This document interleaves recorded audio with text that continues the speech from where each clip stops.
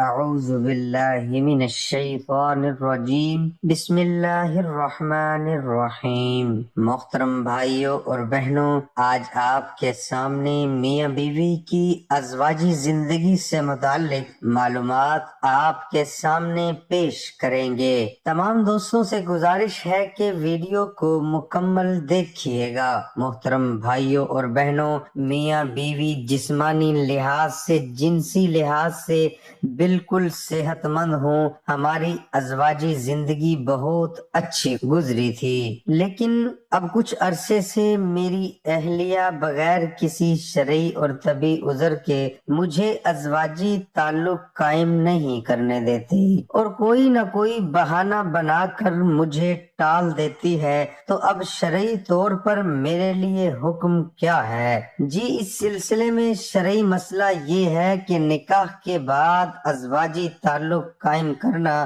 یہ مقاصد نکاح میں سے نکاح ہوتا ہی اس لیے ہے کہ مرد عورت حلال طریقے سے اپنی شہوت کو پورا کریں، اور شوہر کی جنسی خواہش کو پورا کرنا یہ بیوی کے ذمہ لازم ہے۔ اگر کوئی عورت بغیر کسی عذر اور بیماری کے خاوند کو اپنے پاس آنے سے روکتی ہے تو اس کا ایسا کرنا نہ صرف جائز ہے بلکہ وہ ایسا کر کے خود کو اپنے ہاتھوں سے اپنا بسا بسایا گھر تباہ کر رہی ہے۔ جو عورت شوہر کے بلانے کے باوجود اس کے پاس نہ جائے تو ایسی عورت کے لیے احادیث میں بڑی سخت وعیدیں آئی ہیں۔ چنانچہ بخاری شریف کی روایت ہے، نبی پاک علیہ السلام نے فرمایا کہ جب شوہر نے بیوی کو اپنے پاس بستر پر بلایا اور وہ نہ جائے اور شوہر نے غصے اور ناراضگی میں رات گزار دی تو ایسی عورت پر صبح تک آسمان کے فرشتے لعنت کرتے رہتے ہیں۔ مسلم شریف کی روایت ہے کہ حضور علیہ السلام نے قسم کھا کے فرمایا کہ قسم ہے اس ذات کی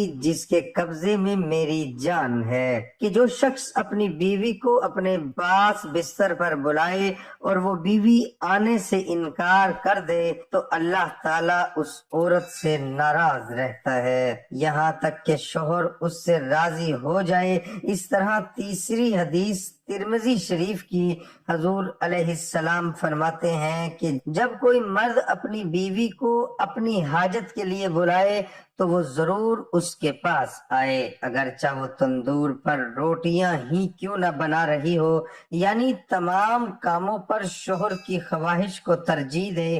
باقی اگر بیوی میں شوہر کی جنسی خواہش پوری کرنے کی ہمت نہیں ہے، وہ بیمار ہے اور شوہر ایک سے زائد بیویوں کے درمیان عدل و انصاف کے ساتھ مالی و جسمانی حقوق ادا کرنے کی طاقت رکھتا ہو تو پھر اس کے لیے ایک اور نکاح کرنے کی اجازت ہوگی تاکہ وہ اپنی جنسی ضرورت حلال طریقے سے پوری کر سکے۔ اللہ ہمیں دین کو سمجھ کے عمل کرنے کی توفیق عطا فرمائے۔ محترم بھائیوں، رسول اللہ صلی اللہ علیہ وآلہ وسلم کے پاس ایک شخص نے آ کر کہا، اللہ کے رسول میں ہلاک ہو گیا۔ آپ نے پوچھا، تمہیں کس چیز نے ہلاک کر دیا؟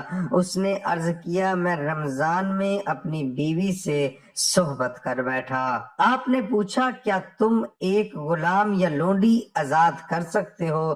اس نے کہا، نہیں۔ آپ نے پوچھا، کیا مسلسل 2 ماہ کے روزے رکھ سکتے ہو؟ اس نے کہا، نہیں۔ تو آپ نے پوچھا، کیا 60 مسکین کو کھانا کھلا سکتے ہو؟ اس نے کہا، نہیں۔ تو آپ نے فرمایا، بیٹھ جاؤ۔ تو وہ بیٹھ گیا۔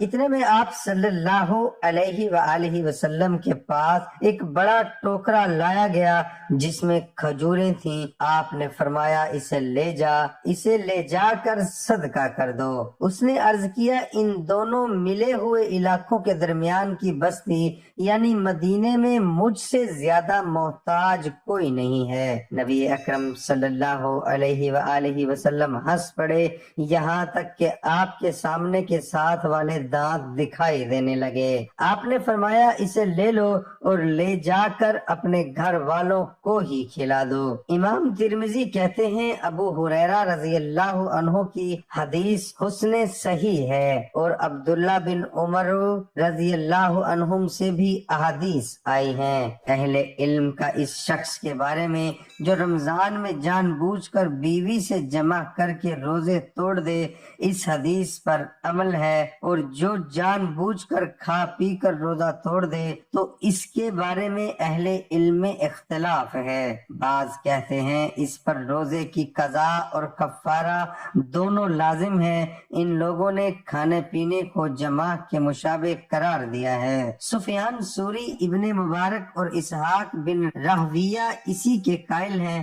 بعض کہتے ہیں اس پر صرف روزے کی قضا لازم ہے، کفارہ نہیں، اس لیے کہ نبی اکرم صلی اللہ علیہ وآلہ وسلم سے جو کفارہ مذکور ہے وہ جماع سے متعلق ہے، کھانے پینے کے بارے میں آپ سے کفارہ مذکور نہیں ہے۔ ان لوگوں نے کہا کہ کھانا پینا جماع کے مشابہ نہیں ہے، یہ شافعی اور احمد کا قول ہے۔ شافعی کہتے ہیں نبی اکرم صلی اللہ علیہ وآلہ وسلم کا اس شخص سے جس شخص نے روزہ توڑ دیا اور آپ نے اس پر صدقہ کیا، یہ کہنا کہ اسے لے لو اور لے جا کر اپنے گھر والوں کو ہی کھلا دو، کئی باتوں کا احتمال رکھتا ہے۔ ایک احتمال یہ بھی ہے کہ کفارہ اس شخص پر ہوگا جو اس پر قادر ہو، اور یہ ایسا شخص تھا جسے کفارہ دینے کی قدرت نہیں تھی، تو جب نبی اکرم صلی اللہ علیہ وآلہ وسلم نے اس سے کچھ دیا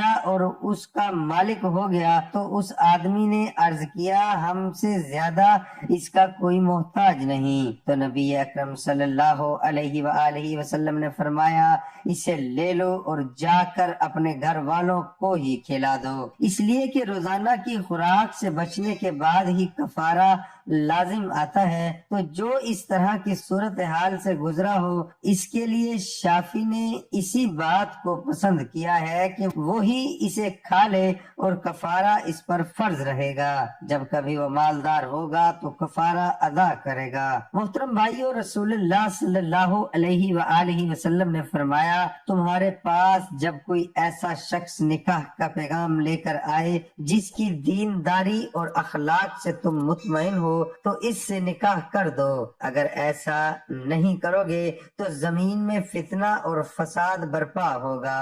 لوگوں نے عرض کیا اللہ کے رسول اگر اس میں کچھ ہو؟ آپ نے 3 بار یہی فرمایا جب تمہارے پاس کوئی ایسا شخص آئے جس کی دینداری اور اخلاق سے تم مطمئن ہو تو اس سے نکاح کر دو۔ دعا ہے کہ اللہ تعالی ہم سب کو شریعت کے مطابق زندگی بسر کرنے کی توفیق عطا فرمائے۔